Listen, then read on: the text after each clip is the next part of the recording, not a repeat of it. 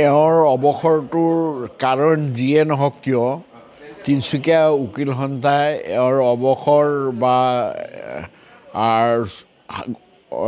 মাননীয় উচ্চতম ন্যায়ালয়ৰ নিৰ্দেশক আমি বহুত সকাহ পাইছোঁ, আমি আনন্দিত হৈছোঁ। কাৰণ এওঁৰ আমি ইয়াত আহোঁ ৰাইজক মানে জাষ্টিচ দিবৰ কাৰণে ইয়াত আমি কাম কৰোঁ, কিন্তু এওঁৰ যিটো জাষ্টিচ ডেলিভাৰী ছিষ্টেম আছিলে সেইটোত সকলোৰে সন্দেহ হয় আৰু সেইকাৰণে আমি নাই বিচৰাত এইটো মানে এটা ভাল কনজেনিয়েল এটমছফিয়াৰ এওঁৰ কোৰ্টত আমি পোৱা নাছিলোঁ। গতিকে এওঁৰ আজিৰ যিটো এওঁ অৱসৰে কওক বা টাৰ্মিনেশ্যনে কওক যিয়ে কওক সেইটোৰ কাৰণে তিনিচুকীয়া সকলো উকিল সন্থাৰ সদস্যসকলে কিন্তু সন্তুষ্টি প্ৰকাশ কৰিছে। গতিকে আমি ভাবোঁ যে এই পবিত্ৰ মজিয়াত যাতে এনেকুৱা ব্যক্তি আহক যাক লৈ আমি গৰ্ব কৰিব পাৰোঁ আৰু জুডিচিয়েল ছিষ্টেমটো এটা নিষ্ঠা আৰু নিকাৰ ঠাই বুলি মানুহে সন্মান জনায়।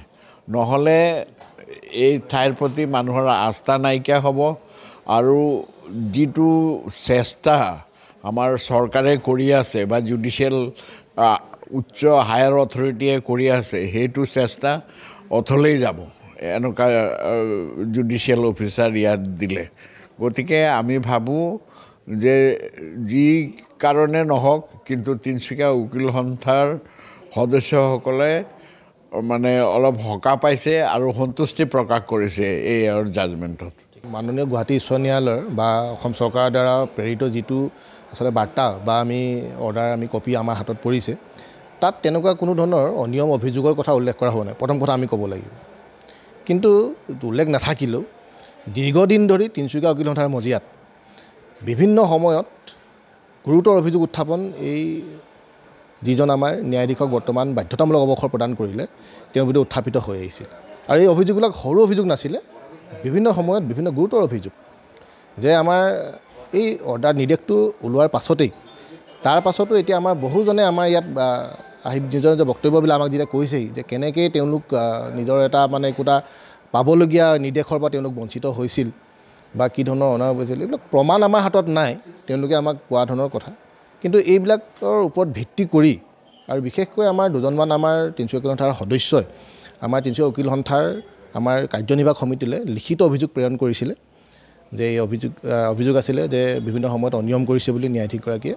তাৰ ওপৰত আমাৰ এক্সট্ৰাঅৰ্ডিনেৰী জেনেৰেল মিটিং পৰ্যন্ত আমি আহ্বান কৰিবলগীয়া হৈছিলে আৰু সেই এক্সট্ৰাঅৰ্ডিনেৰী জেনেৰেল মিটিঙৰ দিনাখনেই আমি এখন তদন্ত সমিতি আমি এনকুৱাৰী কমিটি আমি গঠন কৰিও দিছিলোঁ এই বিষয়বস্তুবিলাক পুংখানুপুংখ অধ্যয়নৰ বাবে। এইটোৰ মাজতে আমি খবৰটো পালোঁ যে দেৰিকৈ হ'লেও গুৱাহাটী উচ্চ ন্যায়ালয়ে তেখেতক কিবা এটা কাৰণত বাধ্যতামূলক অৱসৰ তেওঁক প্ৰদান কৰিলে। আচলতে যিটো আমি দেখা পাওঁ যে তিনিচুকীয়া উকিল সন্থাৰ আমি বা আমি তিনিচুকীয়া জুডিচিয়াৰী যি আমাৰ অনুষ্ঠানটো আছে ইয়াত আমি দেখিছোঁ যে কেইবাজনো আমাৰ ভাল ভাল ন্যায়াধীশ ইয়াৰ পৰা হাইকোৰ্টলৈ তেওঁলোকক এলিভেট কৰা হৈছে, প্ৰমোশ্যন দিয়া হৈছে আৰু সেইটো আমাৰ কাৰণে গৌৰৱৰ বিষয় আছিল যে তেওঁলোকে ভাল কাম কৰিছিল বাবে তেওঁলোকক গুৱাহাটী উচ্চ ন্যায়ালয়ে তেওঁলোকক তাত নিযুক্তি পৰ্যন্ত প্ৰদান কৰিছিল।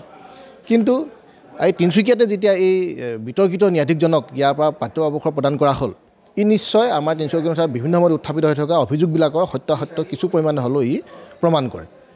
আৰু ইয়াৰ পাছতেই আমি যদি লক্ষ্য কৰোঁ দেখা পাওঁ যে আমাৰ তিনিচুকীয়া উকিল সন্থাৰ সদস্যসকল কিন্তু উৎফুল্লিত হৈ পৰিছে।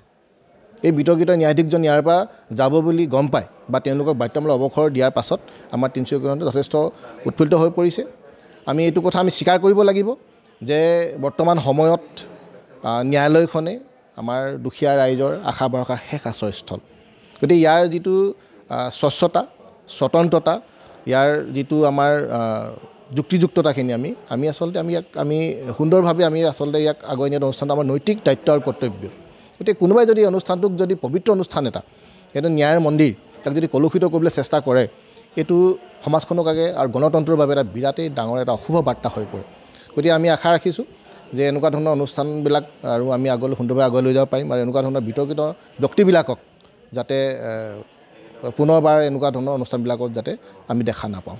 আমি যোৱা শনিবাৰে এই বিষয়টো সম্পৰ্কে অৱগত হওঁ, যিহেতু মাননীয় উচ্চ ন্যায়ালয়ৰ এখন নটিফিকেশ্যন আহিছিল আৰু সেই মৰ্মে আমাৰ জিলা আৰু সত্ৰ ন্যায়াধীশ মহোদয়ে তেখেতক যোৱা 21 তাৰিখৰ পৰা কোনো ধৰণৰ নতুন গোচৰ তেওঁক মোতায়েন নকৰিবলৈ উচ্চ ন্যায়ালয়ে নিৰ্দেশ জাৰি কৰিছিল।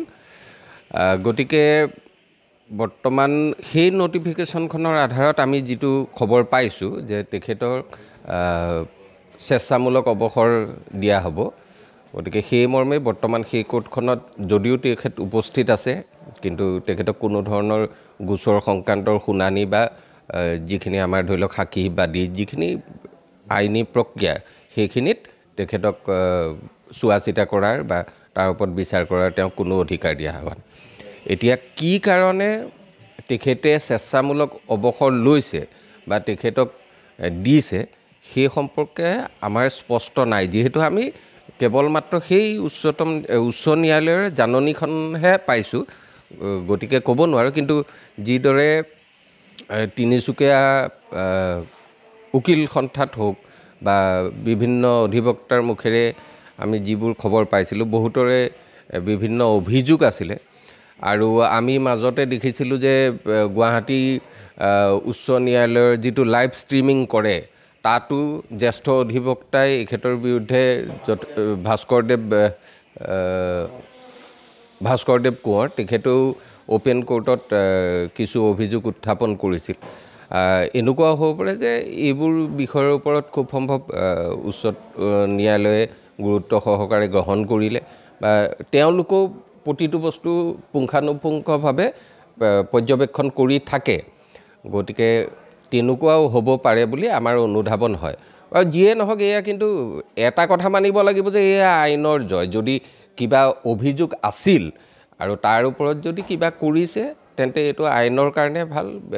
কাৰণ নহ'লে কি হয়, সাধাৰণ জনতাই যিসকলে আইনৰ সহায় লৈ তেওঁলোকৰ যিখিনি অসুবিধা থাকে সেইখিনি দূৰ কৰিবলৈ সদায় আদালতৰ মজিয়ালৈ আহে। কাৰণ আপোনালোক সকলোৱে জানে যে যিকোনো এজন, আজি আপোনাৰ আৰু মোৰো যদি কিবা এটা বিপদ হয়, তোক মই কোৰ্টত চাম বুলি সেই বাক্যশাৰী সকলোৱে, কাৰণ আইনৰ ওপৰত আস্থা আছে বাবেহে এই বাক্যশাৰী সকলোৱে প্ৰয়োগ কৰে।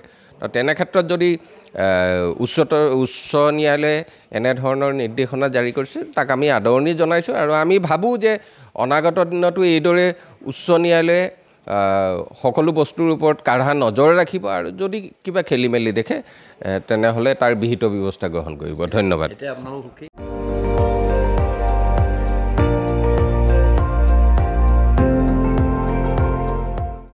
আপুনি চাই আছে ND24, সৰ্বশ্ৰেষ্ঠ নহয় সৰ্বোত্তমৰ দৌৰ।